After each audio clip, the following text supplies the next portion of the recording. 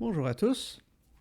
Aujourd'hui, on va continuer, en fait, on va terminer le cours 7, donc le petit dernier exercice qui nous restait à faire à la fin, l'exercice 5 sur le générateur générique. Donc, on va faire ça. Ça ne devrait pas prendre trop de temps. Ça va être uploadé comme une vidéo à part. Donc, dans la playlist, vous allez voir chapitre 7.1, puis ensuite, genre chapitre 7.1, exercice 5 ou quelque chose comme ça. Fait que les vidéos vont suivre. Je ne vais pas les combiner dans la même vidéo, puisque au moment d'enregistrer ça, j'ai déjà uploadé la vidéo du 7.1. Donc, on va regarder comment on va faire ça. Donc, tout d'abord, on se rappelle qu'est-ce qu'on a fait la dernière fois ensemble, donc dans le cours 7.1. La dernière chose qu'on a fait, c'est écrire un générateur pour la suite de Fibonacci. Donc, la suite de Fibonacci, on l'avait déjà faite de deux façons différentes, c'est-à-dire comme version récursive qui génère des nombres uniques et comme version récursive qui génère la séquence au complet, autrement dit, qui retourne une liste. Ensuite, on l'avait fait sous forme de générateur, qui a donc pas besoin de faire la façon, disons, peu efficace qui est récursive, où pour chaque nombre généré, il faut repasser à travers toute la séquence, et qui n'a pas non plus besoin de garder en mémoire la séquence au complet, donc avoir la liste de tous les nombres qu'on a déjà générés. On a juste besoin des deux derniers, parce que c'est comme ça que la suite fonctionne. Puis ensuite, si on regarde un peu sur Internet ou dans des livres de mathématiques, on remarque que la suite de Fibonacci, ça fait partie des séries récursives quand même assez célèbres, et il y en a d'autres qui ont à peu près toutes la même forme, c'est-à-dire un, un nombre de certaines valeurs initiales, donc typiquement ça va être 2 ou 3, ou même juste une. Puis ensuite, une définition pour toutes les valeurs qui suivent les valeurs initiales. Donc, les valeurs initiales sont déterminées arbitrairement. Puis pour toutes celles qui suivent, on a une définition qui dépend des nombres qui ont été générés précédemment. Fait que ça va être typiquement, tu sais, la suite de Fibonacci, c'est c'est Fibonacci n-1 plus Fibonacci n-2. Donc, c'est la somme des deux nombres de Fibonacci précédents. Puis ça, ben, c'est seulement valide à partir du troisième élément, puisqu'on a besoin des deux précédents, donc on met des valeurs initiales. Étant donné qu'ils ont tous à peu près la même forme, on se dit, plutôt que de toujours réécrire ce code-là, fait que mettons que je veux générer la série de Lucas. La série de Lucas, qui est une série qui ressemble énormément à celle de Fibonacci. Si je ne me trompe pas, c'est juste que les valeurs initiales sont différentes. Oui, ça me semble les valeurs initiales de Fibonacci, c'est 0,1. Les valeurs initiales de Lucas, c'est, j'ai envie de dire 0,2. Mais on va aller regarder ça tantôt ensemble. Fait que plutôt que de réécrire tout ce code-là, alors que la seule chose qui a vraiment besoin de changer, c'est mes valeurs initiales ici, ça reste toujours le même. Je dois faire un yield pour mes valeurs initiales dans le bon ordre pour le bon nombre d'éléments. Ça va. Ensuite, j'ai toujours le même concept d'avoir les derniers éléments gardés dans une file. Puis ensuite, toute cette boucle-là, elle est pareille à l'exception de ce qu'il y a à droite de l'affectation ici. Fait que si on y pense, la seule chose qui a vraiment besoin de changer si on passe d'une suite récursive à une autre, c'est ce qu'il y a ici et ce qu'il y a ici. Puis potentiellement pour certaines séries qui requièrent d'avoir beaucoup d'éléments en backlog, donc on va regarder le cas spécifique de la Hofstadter Q. Celle-là va avoir besoin d'une file un peu plus longue. Fait que dans ce cas-ci, pour ne pas se compliquer la tête, on va aussi rajouter un paramètre qui nous permet de contrôler est-ce qu'on garde en mémoire tous les éléments précédemment déterminés ou une longueur spécifique, mais là, on va garder ça relativement simple. Fait que, OK, qu'est-ce qu'on a besoin de faire? Comment on est supposé de s'en servir de cette chose-là? On dit, la fonction prend en paramètre les valeurs initiales de la suite. Donc ça, c'est le init values qu'on avait mis là, sous forme d'une liste, bien sûr, ou c'est dans le bon ordre. Là, fait que le premier élément, c'est le premier élément. On a une fonction ou un objet fonctionnel qui est la définition récursive de la série. Puis cette fonction-là, comment elle devrait être définie, c'est de cette forme-là. C'est-à-dire, on a une fonction qui prend en paramètre la file des derniers éléments, ou plutôt la liste, et qui fait sa définition récursive en utilisant, idéalement, en partant de la fin. Donc ici, quand je fais last_elements-1, ça veut dire le dernier élément de ma suite. Fait que cette fonction-là ne devrait pas nécessairement dépendre du nombre d'éléments qu'il y a dans la liste ici. Fait que ici, c'est pour ça que je fais moins 1 au lieu de faire 1 et que je fais moins 2 au lieu de faire 0. Parce que si je décidais de garder un backlog plus long ici, si je mettais 0 et 1, ben là, ça briserait. Tandis que quand je mets moins 1 et moins 2, ça ne brise pas. Fait que ça, c'est la forme que la fonction qui est passée, qui va être notre définition récursive, doit avoir. Fait que lastLems, c'est le seul paramètre. Puis quand j'utilise ma fonction qui génère des générateurs, en fait, quand on a une fonction qui sert à générer une autre fonction, donc à créer une autre fonction qui ont certains paramètres, c'est ce qu'on va appeler un factory. C'est pas tout à fait vrai là, comme design pattern, parce qu'habituellement, on utilise plus ça en orienté objet, puis on va avoir des objets. Mais là, ici, on pourrait dire que c'est un factory ou une usine. Donc ici, j'y passerai, mettons que je veux faire la suite de Fibonacci avec cette fonction-là. Je passe mes valeurs initiales, qui sont 0 et 1, et je passe ma fonction qui représente la définition récursive de la suite de Fibonacci, c'est-à-dire le dernier élément plus l'avant-dernier. Et ensuite, quand je veux m'en servir, ben ça, l'objet qui est retourné ici, c'est un générateur. Donc, je m'en sers de la même façon que je me suis servi de celui-là, ou comme je me sers de range, ou comme je me sers de n'importe quel autre générateur. Fait que là, on voit que pour générer, mettons, la suite de Fibonacci ou la suite de Lucas ou whatever, on remarque que c'est beaucoup plus simple que de réécrire tout le code qu'on a fait dans l'exercice 4. Donc, on va essayer de faire ça. On va commencer par mettre les bons paramètres. Donc, les premiers paramètres ici, ça va être nécessairement les derniers éléments, plutôt les valeurs initiales. Donc, on va appeler ça, mettons, initial values. De même. Ensuite, j'ai besoin de ma fonction. Donc, ça va être, mettons, ma définition récursive.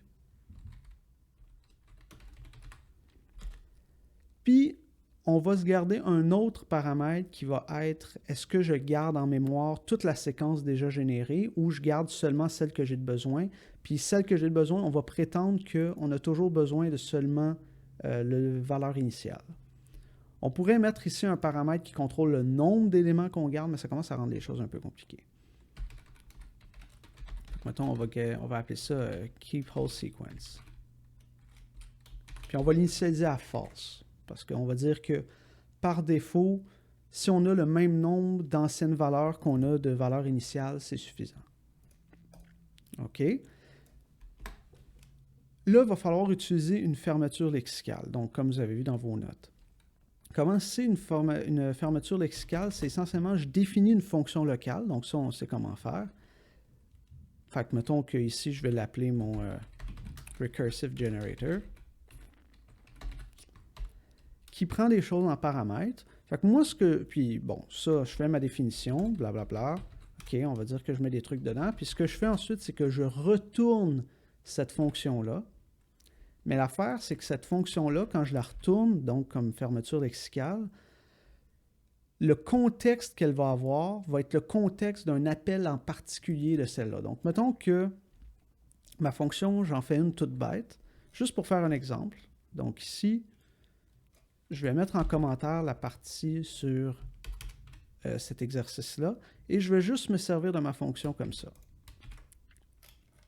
Mettons que ma fonction toute bête, là, elle fait juste imprimer toutes ces valeurs-là. Fait que, mettons, elle fait print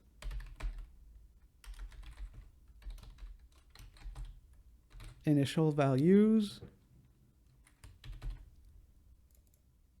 print recursive def, ben, ça ne va rien imprimer d'intéressant. Puis, mettons, print keep whole sequence. Mettons qu'elle fait juste imprimer la première valeur. Vous voyez que la fonction ici, elle n'a pas de paramètres. Puis, quand je la retourne, le initial values qu'il y a là, ça va être dépendant de l'appel spécifique que j'ai ici. Fait qu'on va le voir avec deux exemples, ça va être beaucoup plus simple. Fait que mettons que je fais un exemple comme ça qui va avoir 0 et 1, et que je fais un autre exemple comme ça qui aurait, je sais pas moi, 42 et 9000. Puis, non, un autre nombre. Si je fais spam, donc spam est une fonction qui prend rien en paramètres. Donc ça, c'est la définition. Puis la valeur qui va être ici va dépendre de comment je l'ai appelé ici. Fait que si je fais spam et si je fais eggs, ça va m'afficher deux choses différentes. Pardon. J'ai oublié de changer de fichier. Ici, comme ça. Ah oui, ici, j'ai oublié de mettre un deuxième argument. Toutes mes excuses. Donc ici, spam a comme gardé dans son état, elle a dans sa mémoire, si on veut, dans son contexte d'exécution, que initial values vaut 0 et 1 pour l'objet spam et vaut 42 9069 pour l'objet eggs. Fait que c'est ça la fermeture lexicale en gros. Donc ici, on va réutiliser le concept qu'on a fait ici, mais au lieu d'avoir init values comme ça, qui est défini comme une constante, puis d'avoir notre code écrit ici, on va se servir de ces objets-là pour remplacer ceux-là. Fait que c'est sûr que si je veux avoir un truc qui a la même forme que ça à l'intérieur de ma fonction locale, ben mon code va pas mal ressembler à celui-là. Fait qu'on va juste comme faire un petit copier-coller. De même. Bon, maintenant, init values, plutôt que d'être la constante qu'on a définie là, on va tout le temps remplacer ça par initial values ici. Fait que là, j'ai plus besoin de cette constante-là. OK. Ensuite, la définition récursive que j'ai là, ben, ce que je vais faire, c'est que plutôt que de l'avoir mis directement comme ça, je vais appeler ma définition récursive. Puis ce que je vais lui passer en paramètre, ce qu'on avait dit, c'est que ça prend les derniers éléments qui ont été générés. Donc, je lui passe lastLM, qui est la séquence qu'on a jusqu'à présent. Ensuite, j'ajoute à ma file. Puis là, cet argument-là, on va s'en servir pour faire un pop si on a besoin d'en faire un. Donc, si on veut en faire un. Donc, si on dit qu'on garde la séquence au complet, ben, nécessairement, on ne va pas jamais faire de pop. Donc, ici, if not keep whole sequence, je pop. Puis ensuite, je fais mon yield. Puis, je génère. Fait que ça va me créer une fonction qui, dans son contexte, a la bonne valeur de initial values et a la bonne valeur de recursive def et bien sûr de keep whole sequence. Puis l'objet qui est retourné, ben, je peux m'en servir comme un générateur. Fait qu'on va voir qu'est-ce que ça donne avec Fibonacci. Fait qu'ici, je vais, mettons, décommenter seulement la version qui est la suite de Fibonacci.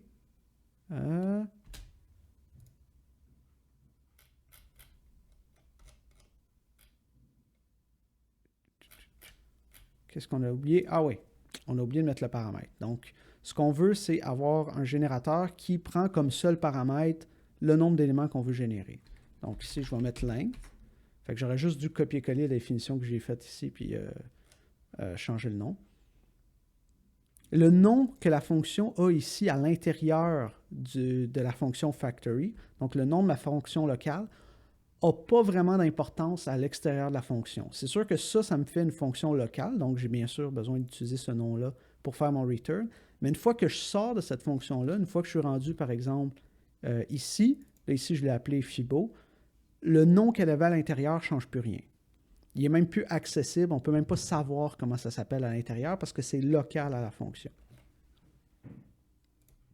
Donc j'essaie ça. Fait que j'ai mon résultat ici. Qu'est-ce que j'ai fait pour l'essayer? Ici, dans mes generators, j'avais essayé d'utiliser, comme ça, j'avais fait une définition pour ma suite de Fibonacci. Puis ici, j'ai tout simplement généré 0, 1, 1, 2, 2, blablabla. Fait que là, on voit que c'est la suite de Fibonacci qu'il y a là. OK. Mettons que je veux faire la même chose, mais plutôt que d'utiliser une fonction locale que je définis comme ça, étant donné qu'elle est vraiment simple et que c'est juste un return à l'intérieur, je serais capable de faire ça avec une lambda. On va faire ça pour les exercices qu'il y a par la suite. Donc, on a dit, on va faire la même chose qu'on a faite là, mais pour la suite de Lucas. On ne sait pas par cœur c'est quoi la suite de Lucas, parce que, bien sûr,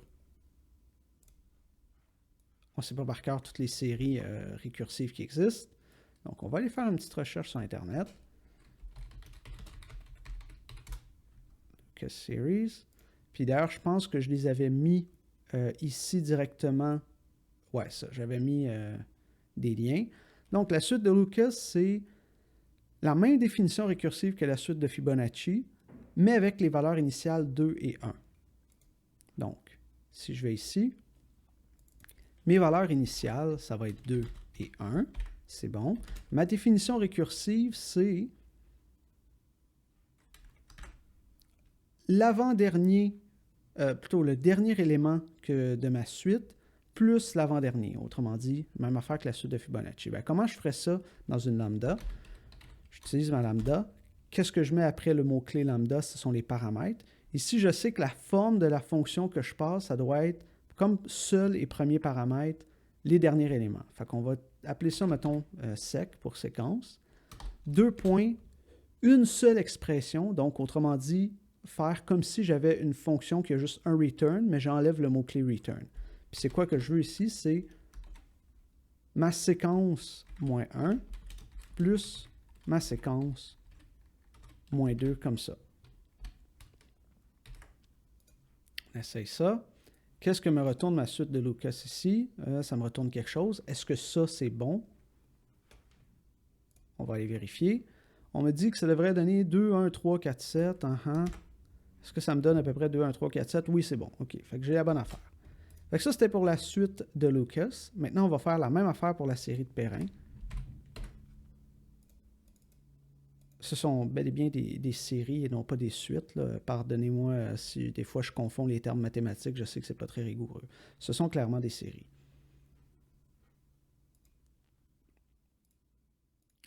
Donc, la suite de Lucas. Ici, on va aller...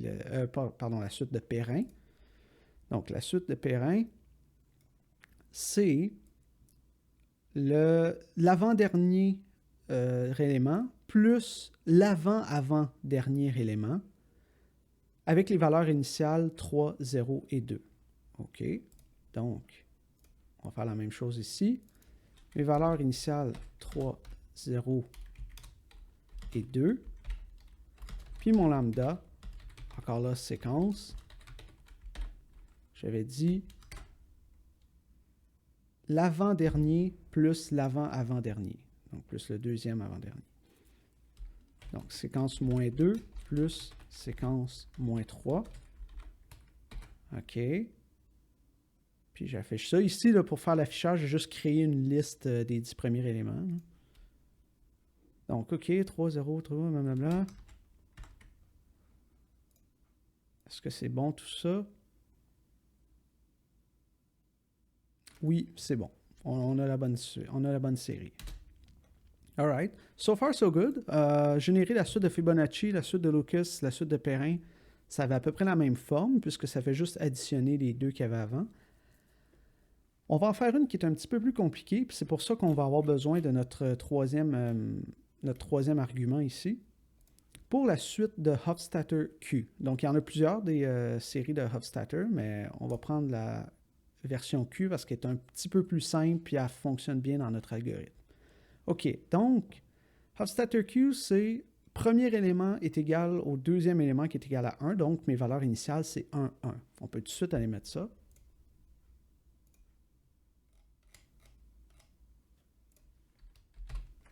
Donc ici, mes valeurs initiales, ça va être 1, 1.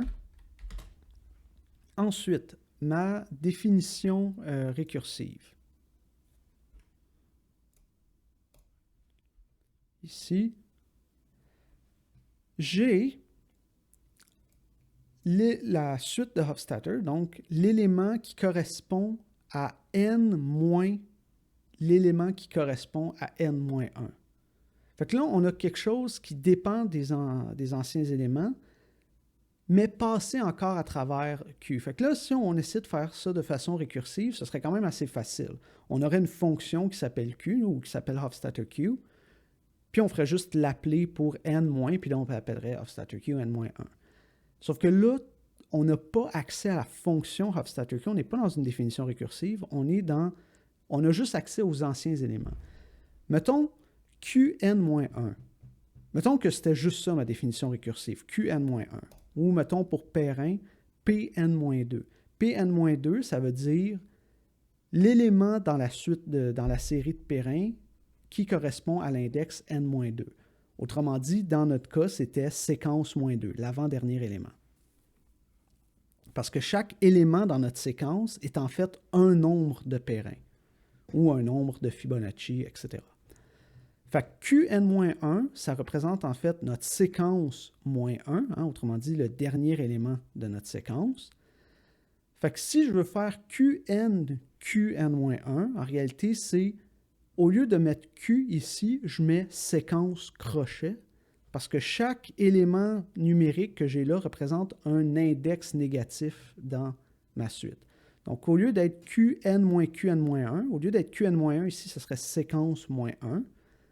Puis au lieu d'être Qn-Qn-1, ce serait séquence moins... donc ici, pardon, je vais juste aller l'écrire pour que ce soit plus simple, là, parce que je me rends compte que c'est facile de s'y perdre. Fait que ici, on va commencer par faire notre lambda. OK, lambda sec. Puis là, on a dit, mettons, on l'écrit au long, là. On l'écrit comme il est écrit dans le pseudocode. OK, Qn-1, on sait que c'est à l'intérieur. Puis nous, on veut Q-N- Qn-1. Ça, c'est la première moitié de l'expression. Puis ensuite, on a la même chose, mais avec Qn-2. Fait qu'on va prendre tout ça. Puis on fait plus Qn-2 ici. Fait que là, je sais que Q... Puis là, il faut peut-être fermer notre parenthèse. Fait que je sais que Qn-1, en réalité, c'est sec-1. Right? Puis ici, mon sec n-sec n-1, ça va représenter, tu sais, j'enlève le n finalement, c'est juste ça que je fais. Si je veux n-1, donc en Python, pour accéder à partir de la fin, je fais -1, parce que n-1 représente le dernier, donc -1 représente le dernier, n-2 représente l'avant-dernier, crochet -2 représente l'avant-dernier. Fait qu'ici, au lieu de faire n-, je fais sec, entre parenthèses, négatif de ça. Donc, mettons que mettons que mon sec n-1, là, mon dernier élément, c'était 1 ou c'était 2. Bien, ça, sec n-1, ça va me donner 2. Donc, toute cette expression-là, c'est -2. Donc, ça fait sec -2, donc avant-dernier élément. Je fais la même chose ici. Sauf qu'ici, au lieu d'être n-1, c'était n-2. Donc, je fais -2.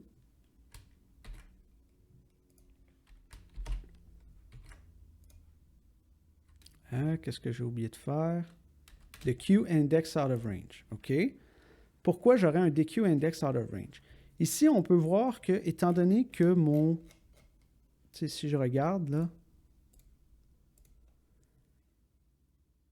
Étant donné que mon Qn-1 fait en sorte que je vais accéder à un autre index, si j'avais juste besoin de Qn-1, Qn-2, j'ai juste besoin des deux derniers éléments. Ça va. L'affaire, c'est que là, mettons que je suis rendu ici. Fait que je suis à 0, 1, 2, 3, 4, 5, 6, 7, 8.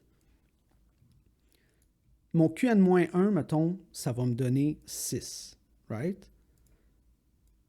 Parce que ça va être mon dernier élément.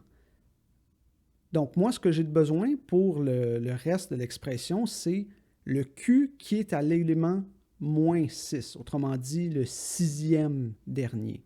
Fait que si je remonte, donc ça serait -1, -2, -3, -4, -5, -6. Alors, j'ai besoin d'aller jusque-là. Donc, je n'ai pas besoin de juste les deux derniers éléments. Je peux en avoir besoin de beaucoup qui ont avant. Puis là, bien sûr, si on était un peu plus intelligent que ce qu'on fait en ce moment, on serait capable de trouver la relation mathématique puis de savoir exactement combien on en a besoin à chaque fois. Mais, mettons, on va se dire que si je les garde tous en mémoire, tous ceux que j'ai générés jusqu'à présent, je devrais être correct. Fait qu'ici, plutôt que... Parce que là, mon erreur, mettons que j'exécute ça, qu'est-ce que ça me dit? J'ai un DEC index out of range? Probablement parce que ici, j'ai juste 2 derniers éléments parce que la taille de ma file, c'est la taille de mes valeurs initiales. Juste 2 derniers éléments. Puis là, j'essaye d'accéder au genre 6e dernier. Donc, ce que je vais faire, c'est tout simplement lui dire « Garde la séquence au complet en mémoire, ça ne va pas trop nous compliquer la vie. » Fait que ici, je rajouterai un autre dernier argument qui est true, ou je pourrais mettre keep whole sequence égale true, là, si je veux nommer mes paramètres. J'essaye avec ça, et là, je me retrouve avec ma suite, ma série de Hofstadter Q. Donc, ici, est-ce que ça donne la bonne chose? On imagine que oui. 1, 2, 3, 3, 4, 5, 5, 6, 6, ça donne la bonne affaire. Donc, OK, c'est bon, on a notre suite de Hofstadter Q, qui n'est pas aussi efficace que les autres parce qu'on garde tous les éléments dont on a besoin en mémoire. En fait, on ne garde pas ceux qu'on a besoin, on les garde tous en mémoire. Il y aurait moyen d'optimiser avec des petites manipulations mathématiques, mais ce n'était pas vraiment le but de l'exercice d'aujourd'hui. Donc, j'espère que ça a permis de mettre un peu en place les choses. Cet exercice-là, autant il n'était pas super compliqué qu'il mettait beaucoup de choses ensemble. Donc, si vous avez compris comment faire cet exercice-là, puis vous êtes capable de le faire pour d'autres applications, vous avez compris bien des affaires dans le chapitre 7 parce que dans le même exercice, si on compte ce qu'on a fait là, on avait des fonctions, donc des fonctions toutes bêtes. On avait des fermetures lexicales. Dans notre fermeture lexicale, on avait un générateur. Donc, on avait une fonction usine. Puis en plus, on l'appelle avec une lambda, ce qui représente comme le 3/4 du chapitre 7. Ensuite, il y a le scope des variables, les objets globaux locaux, mais ça, on va voir ça plus tard. Fait que bref, si vous avez compris ça, vous avez compris bien des affaires dans le chapitre 7. Donc, j'espère que ça vous a été utile. Quand je vais updater ça à l'instant, dans vos repos, j'ai rajouté des tests pour toutes ces choses-là qui font la même chose qu'on fait ici dans le main. Mais en plus, pour le dernier exercice, celui-là, je fais un petit test qui vérifie est-ce que l'objet qui est retourné est bel et bien un générateur et ensuite, est-ce que ça génère les bonnes choses dans le bon ordre avec le bon nombre d'objets. Donc, j'espère que ça vous a été utile. Bonne fin de semaine de relâche et étudiez bien pour l'examen.